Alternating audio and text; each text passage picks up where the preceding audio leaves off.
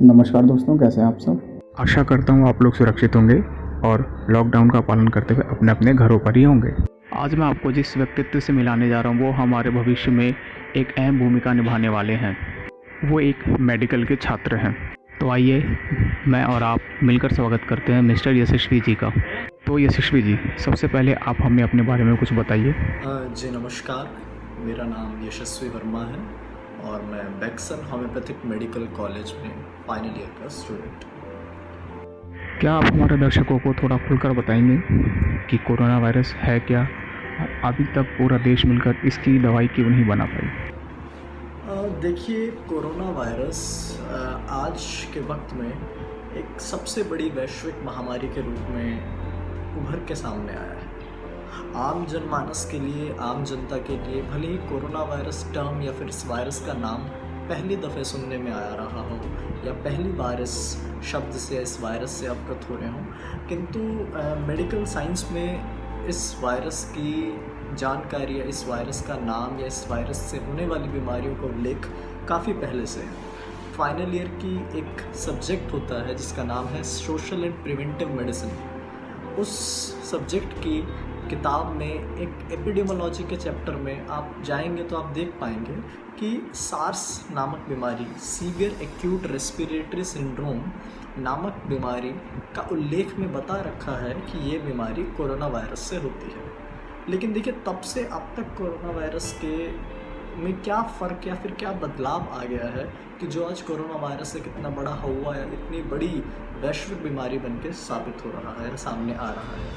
देखिए, जो corona virus अब तक जो हम पढ़ते आए थे या जो किताबों में उल्लेख था, उसका एक स्पेसिफिक जेनेटिक कोड था, एक स्पेसिफिक उसका आप कह लीजिए एक स्पेसिफिक संरचना थी जिसके बारे में पहले से ही जानकारी रहा करती थी और इसी वजह से उसका अब वैक्सीन बन जाया करता था। किंतु अब जो कोरोना वायरस सामने आ रहा है या जिस कोरोना वायरस से अब हम देख रहे हैं कि अधिकांश विश्व प्रभावित हो रहा है, उस कोरोना वायरस में बहुत जल्दी से म्यूटेशंस होती हैं। म्यूटेशंस यानी कि जेनेटिक कोडिंग में डिफरेंस, जेनेटिक कोडिंग में अल्टरेशन आती है, जिसकी वजह से हम उस वायरस का डिज़ाइन या उस वायरस का स्ट्रक्चर कभी भी आइडेंटिफाई कर ही नहीं पाते हैं। तो ये दिक्कत इस समय म्यूटेटेड कोरोना वायरस में आ रही है, जिसकी वजह से अब तक कोरोना वायरस की वैक्सीन नहीं बन पा रही है, बनने में दिक्कत आ रही है। जैसे ही हम कोरोना वायरस के स्ट्रक्चर को आइडेंटिफाई करते हैं, वैसे ही कोरोना वायरस का स्ट्रक्चर म्यूटेट हो जाता है, यानी कि उस स्ट्रक्चर में से चेंज आने लग जाता है। तो जब तक वो चेंज स्थापित हो पाता है, तब तक हमारी जो वैक्सीन बनाई होती है वो बेकार हो जाती है। तो यही एक रीज़न है, अगर आप देखें कि विश्व के अगर आप किसी भी देश को उठा लीजिए, आप वर्ल्ड हेल्थ ऑर्गेनाइजेशन WHO की वेबसाइट पर जाकर अगर आप कोरोना वायरस की सिम्टोमेटोलॉजी को स्टडी करेंगे तो आपको पता लगेगा कि अगर आप किसी भी वर्ल्ड के किसी भी देश के अगर सिम्टम्स लेते हैं तो हर एक देश में एक सिम्टम का ट्रेंड बदलता रहता है। कहीं ब्रीथलेसनेस प्रोमिनेंट होके आती है, कहीं थ्रॉट इन्फेक्शन प्रोमिनेंट होके आता है, कहीं पे हाई ग्रेड फीवर प्रोमिनेंट होके आता है, कहीं पे लेथार्जिनस बॉडी एक, ये सब प्रोमिनेंट होके आता है। तो एक यूनिफॉर्मिटी नहीं मिल पा रही है सिम्टम्स की। रीज़न बिहाइंड दैट इज़ कि कोरोना वायरस का जो स्ट्रक्चर है वो म्यूटेट हो रहा है, बहुत जल्दी स्ट्रक्चर में चेंज आ रहा है। स्ट्रक्चर में चेंज आ रहा है तो उसकी मॉर्फोलॉजी में चेंज आएगा, मॉर्फोलॉजी में चेंज आएगा तो धीरे धीरे लॉकडाउन का पालन करते हुए आपके आसपास का माहौल कैसा है, क्या आप दर्शकों को बताएंगे। आजकल का माहौल के बारे में अगर सवाल पूछा जाए तो आजकल का माहौल मुझे बिल्कुल भी संतुष्टिपूर्ण नहीं लग रहा, क्योंकि देखिए, इस बीमारी की सीरियसनेस को अब तक कम से कम भारत के लोग पहचान नहीं पाए हैं। अगर आप आज भी, मैं शाम को 6, साढ़े 6, 7 बजे बालकनी पे खड़ा होता हूँ और नीचे अगर सड़क पे देखता हूँ तो मुझे वहाँ पे झुंड के झुंड लोगों के चलते हुए नज़र आते हैं, जिससे कतई ऐसा साबित नहीं होता कि भारत में लॉकडाउन लगा हुआ है या फिर सोशल डिस्टेंसिंग का पालन किया जा रहा है। तो ये जो माहौल है ये निराशाजनक है। ये किसी प्रधानमंत्री, किसी मुख्यमंत्री या किसी सरकारी महकमे के किसी सरकारी अफसर की जिम्मेदारी नहीं है। कोरोना वायरस से लड़ने का जिम्मेदारी हम सब की है, अतः इसमें हम सब का योगदान बहुत अनिवार्य है। तो जो माहौल इस समय दिख रहा है वो संतुष्टिजनक नहीं है और एक साइलेंट वेव की तरह ये अंदर ही अंदर बढ़ रहा है और आशंकाएं ऐसे जताई जा रही है कि आने वाले समय में और घातक और विकराल रूप लेकर सामने आने वाला है। ये साइलेंट वेव अभी सुनामी बन सकती है अगर लॉकडाउन और सोशल डिस्टेंसिंग पर सख्ताई से पालन नहीं किया जाता है, और जैसा अभी मुझे एटलीस्ट होते हुए नहीं दिख रहा है। आम लोगों की ज़िंदगियों पर क्या असर पड़ा है इस लॉकडाउन का? लॉकडाउन से देखिए स्वाभाविक है कि सबकी ज़िंदगी पे असर पड़ता है, सबकी ज़िंदगी पे असर पड़ रहा है। निजी तौर पे या पारिवारिक तौर पे सबको बहुत सारी कठिनाइयों का सामना करना पड़ रहा है और आने वाले समय में शायद और कठिनाइयों का सामना करना पड़ सकता है। लेकिन अगर हम ये देखें कि विश्व में जिस प्रकार के भयावह हालात इस समय हैं, जिस तरह का क्राइसिस अभी है, उस क्राइसिस के सामने हमारी तकलीफ़ें एक राई के दाने जितनी भी नहीं हैं। तो मुझे नहीं लगता कि हाँ, ये तकलीफ़ें हैं, बट मुझे ऐसा नहीं लगता कि इन तकलीफ़ों की वजह से हमें अपना धैर्य खोना चाहिए या हमें उत्तेजक होके या फिर कुछ भी ऐसा काम करना चाहिए जो भी सोशल डिस्टेंसिंग या लॉकडाउन का सरासर उल्लंघन। गवर्नमेंट की क्या भूमिका रही आपके अकॉर्डिंग? सरकार की भूमिका को लेकर दो बातें हैं। एक बात सरकार के पक्ष में जाती है और एक बात है जो सरकार के विपक्ष में, सरकार के खिलाफ जाती है। देखिए, पक्ष में जो सरकार की बात जाती है जिससे मैं खासे तौर पर प्रभावित हुआ हूँ, वो यह है कि मेरे जीवन काल के इतिहास में पहली बार मैंने ऐसा देखा है कि कोई भी सरकार का महकमा हो या कोई भी सरकार का लेवल हो, सब में एक बहुत ही प्यारी सिंक्रोनिसिटी, बहुत ही प्यारा समन्वय देखने को मिलता है।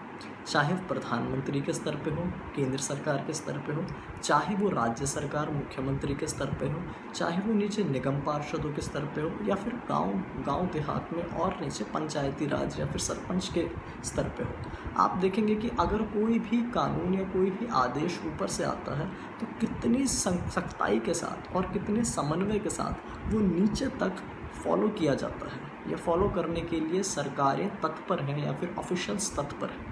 ये सिंक्रोनिसिटी और ये अपना ड्यूटी भाव पहली बार मुझे देखने को मिला है और इसके लिए सरकार की सराहना की जानी चाहिए और भविष्य में भी की जाएगी। दूसरी चीज़ देखिए, पुलिस, पहली बार मैंने पुलिस को अपना काम इतनी शिद्दत से करते हुए देखा, तो ये बहुत ही हर्ष की बात है और बहुत ही कहें कि सरकार को बधाई, सरकार स्वयं में एक बधाई का पात्र है, जो चीज़ मुझे सरकार की बहुत पसंद आई। लेकिन दूसरी चीज़ थोड़ी विपक्ष में जो जिस चीज़ को आप कह सकते हैं थोड़ी विपक्ष में जा रही है, जिसकी आप आलोचनात्मक दृष्टि से देख सकते हैं, वो यह है कि अभी ताज़ा आए आंकड़ों के अनुसार पूरे विश्व भर में भारत ही महज वो एकमात्र देश है जिसमें टेस्टिंग रेट सबसे कम है। जी हाँ, जानकर आपको आश्चर्य होगा कि पाकिस्तान जैसे देश में भी testing rate at present Bharat से हल्का सा ज़्यादा, लेकिन ज़्यादा है। भारत में सबसे कम टेस्टिंग रेट है। इसका मतलब ये है कि एक साइलेंट वेव अभी कोरोना वायरस सस्पेक्ट्स की या फिर कोरोना वायरस पॉजिटिव पेशेंट्स जिनका टेस्ट नहीं हुआ, वो आम मोहल्ले में, आम घरों में आसपास ऐसे ही घूम रहे हैं। साथ ही साथ एक रेफरेंस मैं इसमें देना चाहूँगा कि BBC मुंबई ने अभी हाल में ही अपनी एक रिपोर्ट प्रकाशित करी है जिसमें ऑफ रिकॉर्ड आकर डॉक्टरों ने अपनी आइडेंटिटी छुपा के, जो मुंबई में डॉक्टर कोरोना वायरस वॉरियर बन के कोरोना वायरस के खिलाफ युद्ध लड़ रहे हैं, उन डॉक्टर्स ने अपनी पहचान छुपा के ये आके कहा है कि जितने टेस्ट होने चाहिए उतने टेस्ट भारत में नहीं हो रहे और बहुत से पेशेंट ऐसे हैं जिनमें लक्षण हैं, जिसमें सिम्टम्स हैं, लेकिन हम टेस्ट यूँ नहीं कर रहे, लेकिन उसमें हम टेस्ट नहीं कर पा रहे क्योंकि हमारे पास इक्विपमेंट्स नहीं है, हमारे पास उतनी टेस्टिंग किट्स नहीं हैं। टेस्टिंग किट्स का एक रिजर्वायर रखना उनके लिए निश्चित है कि क्राइसिस के लिए कम से कम इतना रिजर्वायर रखना ही चाहिए। तो उस रिजर्वायर को संभालने के चक्कर में जिनमें सिम्टोमेटोलॉजी दिख रही है, उन पेशेंट का भी टेस्ट नहीं किया जा रहा, बस उनको होम क्वारंटाइन के लिए घर भेज दिया जा रहा है। तो ये एक खतरे की घंटी है। ये कहें कि आप आम जनता को क्या मैसेज देना चाहेंगे इस लॉकडाउन के दौरान कि उन्हें क्या करना चाहिए और क्या नहीं करना चाहिए? सभी लोगों को अगर मैं एक एडवाइस देना चाहूँ तो क्वारंटाइन के समय सबसे खूबसूरत एडवाइस यही होगी कि एक बहुत ही प्यारा समय आपको कुदरत ने दिया है अपने आप को सुधारने के लिए, अपने आप में बदलाव लाने के लिए और अपने स्किल डेवलपमेंट के लिए। तो बजाय ये कि आप पूरा का पूरा दिन ही नेटफ्लिक्स और अमेज़ॉन प्राइम या फिर किसी भी तरह की वेब सीरीज़ देखने में गुजारें, मेरा ये पक्ष है या मेरा ये मानना है कि कुछ वक्त खुद के लिए भी दीजिए, जिससे कि जिस दिन लॉकडाउन खुले और आप बाहर निकलें तो अपने आप का एक विकसित रूप, अपने आप का एक और प्रभावशाली और एक और बेहतर रूप के साथ आप समाज में या दुनिया में कदम रखें। तो ये मेरी आपको छोटे से जाते जाते एडवाइस होगी। धन्यवाद। तो दोस्तों, आशा करता हूँ आपको काफ़ी इन्फॉर्मेशन मिली होगी इस वीडियो से। इसी तरह हम और भी आम लोगों से बात करेंगे और जानेंगे उनके विचार लॉकडाउन के ऊपर। धन्यवाद। सुरक्षित रहिए, घर पे रहिए। जय हिंद।